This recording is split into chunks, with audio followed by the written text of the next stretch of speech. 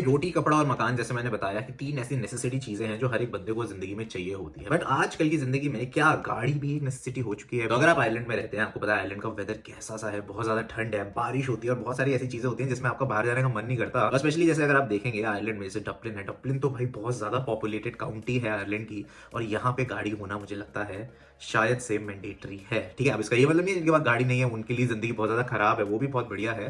But लेकिन यहाँ का ट्रांसपोर्ट और ज्यादा फास्ट अगर आपको करना है तो एक टाइम को आप सोच सकते हैं कि क्यों ना एक गाड़ी परचेज करी जाए। तो इस वीडियो में मैं आपको बताऊंगा 5 ऐसे स्टेप जो आपको गाड़ी लेने से पहले ध्यान देने हैं। तो ये पांचों स्टेप्स में अगर आपके सारे टिक मार्क्स हैं तब जाके आप एक गाड़ी ले सकते हैं और किसी स्कैम से या कोई ज्यादा पैसे देके बहुत ही बेकार गाड़ी लेने से आप बच सकते हैं। So let's get this video started. तो भाई स्टेप नंबर 1 गाड़ी परचेज करने का वो होता है बजट। ठीक है, कितना बजट है आपका, कितने बजट की आप कार अफोर्ड कर सकते हो। तो बहुत सारे पैरामीटर्स होते हैं इस पे, जिसमें आपकी जॉब में सैलरी कितनी आ रही है, कितने और ज्यादा एक्सपेंसेस हैं, और उसमें से आपने अगर कुछ लमसम बचा रखा है तो आपका एक तो होता है कि फुल पेमेंट करके गाड़ी ले लेना, या तो आप सोच सकते हैं यार लोन ले लेते हैं, लोन लेके भी गाड़ी हम ले सकते हैं। ठीक है, और यहाँ पे मोस्टली जो जैसे मैंने फर्स्ट हैंड गाड़ी नहीं ली है, बहुत सारे मेरे भी जितने दोस्त यार किसी ने भी फर्स्ट हैंड गाड़ी नहीं ली, फर्स्ट हैंड गाड़ियाँ तो भाई बहुत ही ज्यादा एक्सपेंसिव जाती है, 20-30 हज़ार, 40 हज़ार, 50-60 हज़ार यूरो तक की तो गाड़ी होती है, और जो कि मुझे लगता है इतना तो इन्वेस्ट करना वर्थ इट नहीं लगता। तो इसलिए मोस्टली यहाँ पे जैसे लोग लेते हैं सेकंड हैंड कार। क्यों लेते हैं सेकंड हैंड कार? वो इसलिए लेते हैं कि सेकंड हैंड कार बहुत सस्ते में आ जाती है। ठीक है, अगर वही मेरा एक फ्रेंड है जिसने एक BMW खरीदी थी 5 सीरीज, ठीक है, और उसकी वो जो गाड़ी उसको पड़ी वो पड़ी सिर्फ 8,000 रुपीज की। एक्चुअल कॉस्ट उस वैल्यू उस गाड़ी की बहुत ज्यादा है, मतलब ऑलमोस्ट 40-50,000 के अराउंड होगी, लेकिन उसने 8,000 तक की वो खरीदी। तो बजट बनाना बहुत ज्यादा इंपॉर्टेंट है कि ऐसा भी ये बजट होना चाहिए कि आप पे हावी ना हो बाद में, कि आपने अभी तो ले लिया कि चलिए यार इतने बजट में अभी है ले लेते हैं, और बाद में वही कार आपको बहुत ज्यादा कॉस्टली पड़ रही है, क्योंकि और भी बहुत सारे पैरामीटर्स होते हैं गाड़ी लेते वक्त जो कि हम इग्नोर कर देते हैं, जो कि होगा उसका डीजल या पेट्रोल, या अगर इलेक्ट्रिक है तो इलेक्ट्रिक। तो गाड़ी के और भी बहुत सारे खर्चे हैं जो इस वीडियो में और पॉइंट्स में बताऊंगा, जिसपे आपको टेक केयर करना है बिफोर बाइंग अ कार। और जो सेकंड पॉइंट आता है वो होता है सर्च अ कार। एक सबसे अच्छी कार ढूंढे कैसे, कैसे मिलता है कि जैसे रोड पे जाके किसी को बोलते भैया गाड़ी बेच रहे हो तो बताओ क्या हम गाड़ी ले लें, ऐसा नहीं होता। तो how to search a car in Ireland, तो इसमें 3 स्टेप्स होते हैं, 3 अलग अलग जगहों पे जाके आप कार सर्च कर सकते हो। जो वेरी फर्स्ट स्टेप है जिससे मैंने दिन रात एक कर देते, हर थोड़ी देर में एडिक्ट हो गया था मैं इस ऐप से, इसका नाम है डनडील। ठीक है, डनडील ऐप है, उसका लिंक है डिस्क्रिप्शन में, वहां से आप डाउनलोड भी कर सकते हैं। तो डनडील एक ऐप है यहाँ पे जिसमें वो सारी आपको गाड़ियां दिखाते हैं सेकंड हैंड कार्स, जो अगर कोई ओनर है वो बेच रहा है गाड़ी, कोई डीलरशिप है वो बेच रहा है गाड़ी, या कोई भी एक ऐसी गाड़ी है जो वहां पे बिक रही है। मतलब बेसिकली OLX टाइप है इनका, एक डनडील करके, बट वहां पे आपको सारी व्हीकल्स मिलती है। तो सारे ब्रांड्स उसमें लिस्टेड हैं। ठीक है, ऑडी, बीमर अगर वो चाहिए, ह्यूंडई, ओपल, और तरह तरह के जितने भी सारे ब्रांड्स आप सोच सकते हैं वो सारे उसमें हैं, और जितनी भी अवेलेबिलिटी ऑफ कार्स है यहाँ पे, तो वहां से आप गाड़ी चूज कर सकते हैं। और उधर से आप वो जो बंदा सेल कर रहा है वो गाड़ी, उसको टेक्स्ट भी कर सकते हैं कि हाँ जी ये गाड़ी मुझे अच्छी लगी है, let's negotiate on the price, कि आप सस्ता कर सकते हो, या आपके जितने भी डाउट्स है उस गाड़ी से रिलेटेड आप सीधा उस बंदे से डायरेक्टली पूछ सकते हो, और उसके बाद आपको एक डील डन करके उससे जाके मिल के वो गाड़ी को फिजिकली भी देख सकते हो। सेकंड जो इसमें आता है वो है फेसबुक मार्केट। ठीक है, तो आयरलैंड में फेसबुक मार्केट का कॉन्सेप्ट बहुत ज्यादा चलता है, जो कि आप लोगों को पता होना चाहिए। फेसबुक मार्केट में बेसिकली लोग अपनी चीजें बेचते हैं, एज इन की आपके पास एक वाटर बॉटल है, अगर आपको वाटर बॉटल बेचनी है, आपने बहुत टाइम से यूज करिए, आप फेसबुक मार्केट पर डाल दो, थोड़े अमाउंट के साथ कोई खरीद लेगा। आपके कपड़े हैं वो डाल सकते हो, या कोई गैजेट है, लैपटॉप है, फोन है, वो डाल सकते हो। वहां से भी लोग खरीदते हैं, ट्रस्टिंग की वो आप पे ट्रस्ट कर रहे हैं कि अच्छा आपने डाला है तो ठीक होगा, और बाकी आप जाके खुद भी चेक करेंगे। तो फेसबुक मार्केट और एक ऑप्शन है डनडील के बाद, जहां पे आप गाड़ी का स्पेशली जाके गाड़ी का सेक्शन क्लिक कर सकते हैं और कार्स वहां पे सारी आप देख सकते हैं। थर्ड जो इसमें आता है कार सर्च में वो होता है यहाँ का डीलरशिप। तो डीलरशिप्स भी बहुत ज्यादा होते हैं, जैसे मोस्टली इंडिया में क्या होता है कि हम डीलरशिप से ज्यादा खरीदते हैं rather than going to a second person and उससे जाके पूछना। हम या तो शोरूम्स में खरीद लेंगे या सेकंड हैंड शोरूम्स में खरीद लेंगे। तो डीलरशिप्स भी ऐसी होती है। तो डीलरशिप्स या तो फर्स्ट हैंड कार्स भी बेचती हैं आपके लिए, या वो आपके लिए सेकंड हैंड कार्स भी प्रोवाइड कर सकते हैं। डीलरशिप में अच्छा ये है कि वो आपको वारंटी भी देते हैं। तो जो मैंने गाड़ी खरीदी थी, मैंने देखी थी डनडील पे, मैंने देखी थी फेसबुक पे, बट मैंने डीलरशिप पे गया तो मैंने डीलरशिप के वहां से गाड़ी खरीदी थी, और उसमें मुझे 3 मंथ्स की वारंटी मिल गई थी। अब जब फेसबुक और डनडील किसी नॉर्मल पर्सन से खरीदोगे, जैसे अगर आप मुझसे मेरी गाड़ी खरीद रहे हो तो मैं आपको कोई वारंटी नहीं दूंगा, मैं कहूंगा आपको अगर ठीक लग रही गाड़ी आप ले जाओ, बट लेकिन आप डीलरशिप से खरीदते हो तो आपको वारंटी भी मिलती है। जो थर्ड पॉइंट है उसमें things that you need to check before buying a car. ठीक है, अब इसके भी बहुत सारे सब पॉइंट्स है, बट उसको भी मैंने 5 सब पॉइंट्स, थर्ड पॉइंट का 5 सब पॉइंट्स मैंने बनाए हैं, वो मैं आपके साथ शेयर करता हूँ। द वेरी फर्स्ट थिंग इसकी कौन सी ईयर की ये कार मेड है। ठीक है, जैसे अब इंडिया में होता है कि 10 ईयर्स या उससे 12 ईयर्स से ओल्डर कार को वो रिजेक्ट कर देते हैं कि इनको रोड से हटा देना चाहिए, बट ऐसी सिचुएशन आयरलैंड में नहीं है। आप पुरानी सी पुरानी गाड़ियां भी ले सकते हो। मैंने 1998 की गाड़ियां भी देखी है आयरिश रोड्स पे चलते हुए, लेकिन मैं वो सजेस्ट नहीं करूंगा। मैं आपको ये सजेस्ट करूंगा कि जो भी आप गाड़ी लो, ठीक है, वो 8 साल, 10 साल, मैक्सिमम 11-12 साल, बस इससे ज्यादा पुरानी गाड़ी मत लेना। ठीक है, उससे ज्यादा पुरानी गाड़ी लोगे तो उस पर एक और रेपरकशन आएगा, वो मैं आपको अगले पॉइंट में बताऊंगा। बट लेकिन ईयर आप गाड़ी का जरूर देखना। अब गाड़ी का ईयर पता कैसे चलता है, इसका एक बहुत ही प्यारा कॉन्सेप्ट है जो मुझे पता चला है। तो जब भी गाड़ी के आप नंबर प्लेट देखोगे कोई भी, ठीक है, नंबर प्लेट में जो पहले 2 डिजिट्स लिखे होते हैं गाड़ी के, वो होते हैं कौन सी ईयर की गाड़ी बनी हुई है। तो जैसे मेरी 2013 की गाड़ी है, तो मेरी गाड़ी का नंबर स्टार्ट होता है 13 से, ठीक है। 13 के बाद उसके बाद जो तीसरा डिजिट उस पर लिखा होता है वो या तो 1 लिखा होगा या तो 2 लिखा होगा। 1 का मतलब होता है कि first 6 months of that year में ये गाड़ी बनी है, और 2 का मतलब होता है लास्ट 6 मंथ्स में ये गाड़ी बनी है। तो जैसे मेरी गाड़ी है उसका स्टार्टिंग है 131, 131 मतलब 2013 की गाड़ी और फर्स्ट 6 मंथ्स में ये गाड़ी बनी हुई है। अगर मेरी गाड़ी का नंबर 132 होता तो 2 का मतलब 2013 की गाड़ी बस 6 मंथ के बाद, लास्ट 6 मंथ्स में ये गाड़ी बनी है। वो आप देखना जिससे आपको ईयर पता चलेगा। और उसके बाद एक लेटर लिखते हैं, ये वो लेटर का मतलब होता है कौन सी काउंटी की गाड़ी है। तो डी लिखा होगा मतलब डबलिन की गाड़ी है, सी लिखा है मतलब कॉर्क की गाड़ी है, और ऐसी तरह तरह की जगहों की गाड़ियां होती हैं, जैसे विक्लो की डू डब्ल्यूज लिखते हैं। तो मेरी गाड़ी में सी लिखा हुआ है, सी मतलब कॉर्क की गाड़ी है। तो 13-1 दैट इज 2013 की गाड़ी फर्स्ट 6 मंथ्स में बनी हुई, सी मतलब कॉर्क है, और उसके बाद जो इनमें नंबर होता है वो आपका कार का नंबर होता है। तो ये चीज़ याद रखना। लेकिन इसमें एक और नॉलेज मैं आपके साथ शेयर करता हूँ। 2012 से पहले जितनी भी गाड़ियां थी उसमें सिर्फ पहले 2 डिजिट्स होते थे, ईयर के कौन से मंथ में बनी है वो नहीं पता चलता। बट 2013 से ऑनवर्ड्स अब वो 3 डिजिट स्टार्टिंग में लिखते हैं, जिससे मैंने आपको बताया 131 मेरी गाड़ी का भी नंबर है। सेकंड चीज जो आपको चेक करनी है उस गाड़ी में वो है उसकी माइलेज, ठीक है। ज्यादा ड्रिवन कार भी मत लेना, क्योंकि एक गाड़ी के ना फिर एग्जॉस्ट होने की बहुत ज्यादा चांसेस है, तो उसकी माइलेज कम से कम होनी चाहिए। बहुत सारी गाड़ियां मैं सर्च कर रहा था तो उसकी माइलेज बहुत ज्यादा थी। अब देखो माइलेज में आपको कंफ्यूजन होता है, तो माइलेज जैसे होता है इंडिया में हम बोलते हैं कि हाँ जी माइलेज कितनी है गाड़ी में। बेसिकली हम जानना चाहते हैं कि कितने पेट्रोल पे कितने किलोमीटर चलती है, that is a mileage for us. But यहाँ पे माइलेज को एक टाइप का किलोमीटर के उसमें सेंस में लेते हैं कि कितनी ड्रिवन है। तो अगर आपको माइलेज टू किलोमीटर कन्वर्ट करना है तो उसकी कैलकुलेशन है जितने भी माइल्स दिखा रहे हैं गाड़ी में इनटू 1.6 अगर आप करोगे तो आपको किलोमीटर्स ऑफ कार दिख जाएगी कितनी ये किलोमीटर कार चल रही है।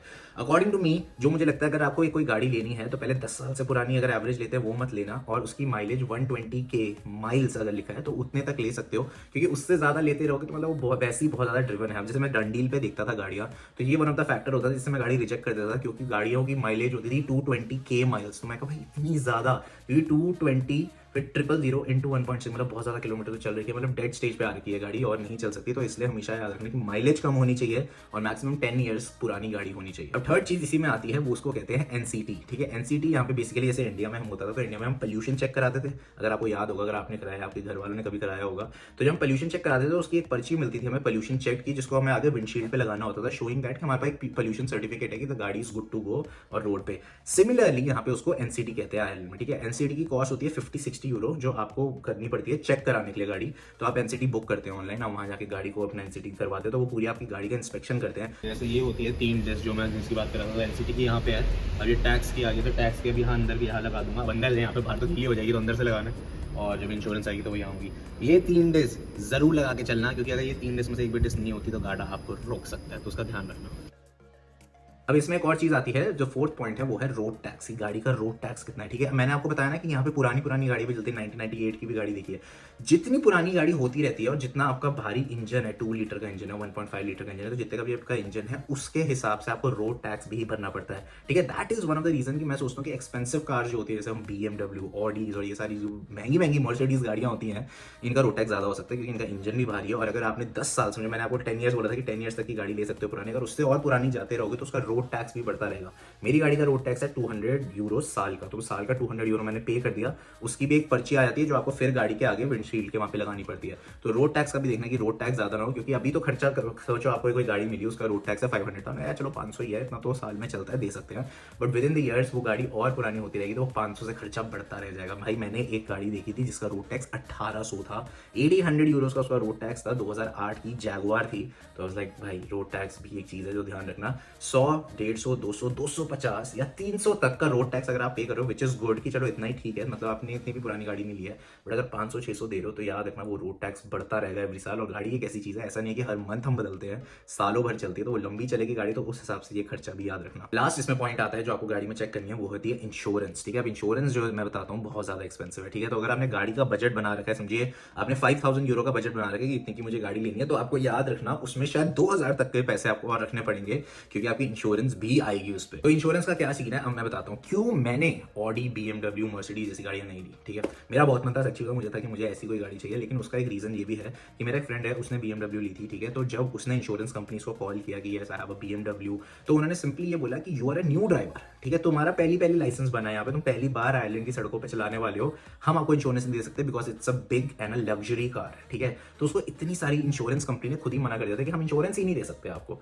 तब जाके उसको एक 123.ie इंश्योरेंस है जिससे मैंने भी इंश्योरेंस लिया, उसने उसको कॉल किया और वहां से उन्होंने दे दी उसको इंश्योरेंस। उसने बट ये कहा कि हम ना आपकी गाड़ी में बॉक्स फिट कर देंगे जस्ट टू सी कि आप गाड़ी कैसे चलाते हो, एंड वो जो रिकॉर्ड है जो उसको साल के बाद मिलेगा वो रिकॉर्ड वो और कंपनीज को देके किसी और की इंश्योरेंस भी ले सकता है, बट कोई उस पर ट्रस्ट नहीं कर रहा था। तो इसलिए अगर आपका मन है कि यार महंगी से महंगी गाड़ी लेनी है बिकॉज यार बाहर है तो हम ऑडी में ही घूमेंगे और किसी में नहीं घूमेंगे, तो याद रखना इंश्योरेंस कॉस्ट, इंश्योरेंस या तो आपको नहीं देते ये लोग क्योंकि आप फर्स्ट टाइम ड्राइव कर रहे हो, या तो इंश्योरेंस बहुत ज्यादा महंगी हो जाती है। मेरी इंश्योरेंस 123 पे जब मैंने करी थी तो मेरी 2400 की इंश्योरेंस आ रही थी। उसका भी एक रीजन है, अगर आपकी एज 25 साल है, फिर 25 और 25 से बिलो हो तो आप एक यंग ड्राइवर में काउंट होती है। यंग ड्राइवर की जो इंश्योरेंस है वो महंगी होती है because you are a young driver, but if you are 26 and above then you are an adult driver, तब आपकी इंश्योरेंस थोड़ी कम होगी। तो age is also a factor while you buy an insurance.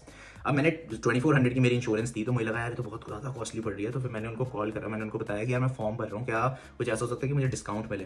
तो फॉर्म में ना एक ऑप्शन था कि कितने साल से आपने लाइसेंस होल्ड कर रखा है। अब आयरिश लाइसेंस तो मुझे साल भी नहीं हुआ, मेरा बस जस्ट आया ही था, तो मैंने कहा मेरा तो अभी तक साल भी ना था, इसलिए I just put down 0 there. कहता नहीं आपके पास इंडियन लाइसेंस था, मैंने कहा हाँ इंडियन तो था। कह रहे कितने टाइम का था Indian licence, I was like 7 years. तो 7 ईयर्स उसने मुझे उस पॉइंट पे डलवाए, तो मेरी इंश्योरेंस 2400 से 1700 आ गई। तो 1700 की मैंने इंश्योरेंस दिया है बिकॉज मैं 25 का हूँ, मैं यंग ड्राइवर में हूँ, यंग ड्राइवर के हिसाब से ठीक है 1700 की पड़ी। मेरा जो फ्रेंड है he is an adult driver, उसकी 1300 की पड़ी थी और मेरी पड़ी थी 1700। तो insurance is also a factor जो आपको बजट में सोच के चलना है व्हाइल बाइंग अ कार, क्योंकि सिर्फ गाड़ी नहीं खरीदनी, इंश्योरेंस पे भी ध्यान देना है। पॉइंट है वो होता है कि गेट योर कार टेस्टेड। ठीक है, अब मैं इसका एक आपको एग्जांपल बता दूं। जब मैंने बताया ना कि जब मैं स्टार्टिंग में गाड़ियां ढूंढ रहा था तो I saw an ad of an Audi, तो मैंने कहा like I will get this Audi क्योंकि वो मेरे बजट में आई थी। This Audi was for like 6000 euro, so like 6000 euro that's in my budget. तो मैं गया ऑडी देखी, मैंने चला के देखी, मैंने हाँ गाड़ी तो सही लग रही है, बट ना मुझे ऐसी थोड़ा लग रहा था कि चल तब भी किसी बंदे को जिसको नॉलेज है उसको ले जाते हैं। तो आप इंटरनेट पे सर्च करोगे कि जो गाड़ी चेकअप करते हैं वो भी बंदे होते हैं, उनको आवरली पे करना होता है आपने। तो मैंने एक बंदे को बुलाया कि आके ये गाड़ी चेक करो, if you say it's a good car then I will buy this car from this guy. तो उसने आया, उसने पूरी चेक करी, गाड़ी देखी और तब उसको जाके पता चला कि गाड़ी में एयर बैग्स ही नहीं है। ठीक है, अब एयर बैग एक ऐसी चीज है जो शायद एक टाइम को आपको नहीं पता होगा। क्यों नहीं पता होगा? क्योंकि आपको लगता है एयर बैग तो होगा ही गाड़ी में, that's the first thought you get when you are trying a car. But वहां पे ना एयर बैग की एक लाइट होती है, वो ब्लिंक ही नहीं कर रही थी। उसने कहा इन्होंने ये लाइट ही बंद कर रखी है। एंड उसके बाद इतनी सारी मशीनें थी ना, वो हर जगह से गाड़ी पूरी चेक कर रहा था। उनके कुछ 100 पॉइंट्स होते हैं जिसमें वो गाड़ी चेक करते हैं, तो 100 पॉइंट्स चेक करके उसने बोला कि इसमें एयर बैग्स नहीं है। तो अभी तो इस गाड़ी में एनसीटी है, उस गाड़ी में एनसीटी था 1 ईयर का। ठीक है, कह रहा अभी तो ये गाड़ी एनसीटी पे आप एक टाइम को चला लोगे, लेकिन जब आप एनसीटी फिर से करवाने जाओगे इस गाड़ी का और इसमें आएगा कि एयर बैग नहीं है इस गाड़ी में, तो वो आपको बोलेंगे कि आप खुद एयर बैग्स पहले इसमें फिट करवाओ फिर एनसीटी पे आओ। और एयर बैग की कॉस्ट मैंने उस टाइम पे देख दी 1500 to 3000 यूरो की एयर बैग की कॉस्ट थी। तो लाइक नहीं, ये मतलब ऑडी मान तो मेरा मन था लेने का, बट लेकिन ऑडी के चक्कर में मैं फंस जाऊंगा यहाँ पे अगर मैंने ये वाली ऑडी खरीद ली। तो आप याद रखना कि ये भी एक वन ऑफ द स्टेप है। बाकी आपके ऊपर है अगर आपको ये करना नहीं करना, कि किसी एक इंस्ट्रक्टर को साथ लेके जाओ जो आप इंटरनेट पर सर्च भी कर सकते हो, जो आके देखे पूरी गाड़ी को अच्छे से चेक करे। तो मैंने वो किया था, वो भी आप जरूर करना। और जो 5th स्टेप है of car buying it is test drive. भाई टेस्ट ड्राइव जरूर करके देखना गाड़ी की कैसी फील आती है, भाई गाड़ी में बैठ के चला के देखने में, वो जरूर देखना। उसके सारे जो भी फीचर्स है उनको ट्राई करना। एसी चल रहा है नहीं चल रहा है, एसी मतलब यहाँ पे हीटर होता है, सारी विंडोज चेक कर लेना, मशीन कह रहा हूँ आगे की जो उसका इंजन है वो देखना, और सारा बूट देखना, चेयर आगे पीछे करके देख लेना, स्टीयरिंग जोर जोर से ऐसे घुमा लेना 1-2 बार की सारी चीजें आपकी फिट लगे, ये सारी देख लेना। क्योंकि end of the day it's your car, आपके कंफर्ट के हिसाब से होनी चाहिए। तो आई वुड से कि buy a comfortable budget car then going for some expensive car. ठीक है, आयरलैंड में जो गाड़ियां हैं अगर आप देखोगे, जैसे आप हाईवेज पे चलाते हो, ठीक है, हाईवेज पे गाड़ियां मोस्टली चलती है 100-120 की स्पीड पे, तो इट्स लाइक फास्ट कार्स। ठीक है, बट अगर आप इस पे महंगी कारें लेते हो तो ऑब्वियसली महंगी कारें तो बहुत ही अच्छी चलेंगी उस पर, लेकिन फिर वो बजट, इंश्योरेंस और वो सारी चीजें याद रखना। बट अगर आप कोई बहुत ही नॉर्मल सस्ती सी गाड़ी ले लेते हो ना, जो समझो बहुत पुरानी सी है बट जस्ट बजट में है, अगर वो हाईवेज पे जाती है तो वो दिक्कतें देती है क्योंकि वो स्पीड इतना कॉप अप नहीं कर पाती। तो जैसे मुझे, ये मेरा पर्सनल ओपिनियन है, जो मुझे लगता है, देखो लग्जरी कार में ये दिक्कत आ रही थी कि इंश्योरेंस नहीं थी, यंग ड्राइवर था और कोई बजट में भी नहीं आ रही थी, टू बी ऑनेस्ट, सच्ची बताऊंगा, झूठ क्या बोला। तो इसलिए लग्जरी कार मैंने आउट करी थी। फिर हैशबैक कार्स होती थी, वो हैशबैक कार्स भी अच्छी नहीं होती क्योंकि मुझे अंदर से ऐसा लगता है कि पिकअप नहीं कर पाती है। जब ऐसे बहुत लॉन्ग रन पे गाड़ी चलानी होती है, तेज चलानी होती है, तेज का मतलब अगर 100 की स्पीड लिमिट है तो ये गाड़ियां हैशबैक होती है, ये भी मुझे ज्यादा अच्छी नहीं लगती। तो मेरे लिए पर्सनली मैं हैशबैक नहीं लेता। तब जाके मुझे एक सेडान कार लेनी थी जो कि सब बजट में हो, सारी चीजें बढ़िया हो, तो मेरी गाड़ी में वो बिल्कुल परफेक्ट लेना। तो that was the perfect match for me for my car. तो अगर आप लोग भी कार ले रहे हैं, आपका कोई दोस्त यार कार ले रहा है, तो उनको जरूर ये वीडियो भेजना और बताना कि भाई ये 5 पॉइंट्स है, ये ध्यान से देख ले। अगर ये 5 पॉइंट तेरी गाड़ी में कंफर्म अच्छे से जा रहे हैं तो जरूर वो कार लियो। अगर कुछ भी दिक्कत है तो 1-2 बार फिर से सोच लियो। या अगर आपने भी कभी कोई गाड़ी ली है और आपको पता है कि यार जोशी ने एक तूने पॉइंट मिस कर दिया, ये चीज़ भी बोल देना, ये गाड़ी में बहुत इंपॉर्टेंट है, तो वो मुझे कमेंट में जरूर बताना, ताकि इस वीडियो के थ्रू और आप लोगों के कमेंट के थ्रू जितने भी लोग अगर गाड़ी ले रहे हैं उनकी बहुत ज़्यादा हेल्प हो जाए। So I hope you guys like this video, do not forget to like, share, comment and subscribe. Till then meet you guys in my next video, peace out.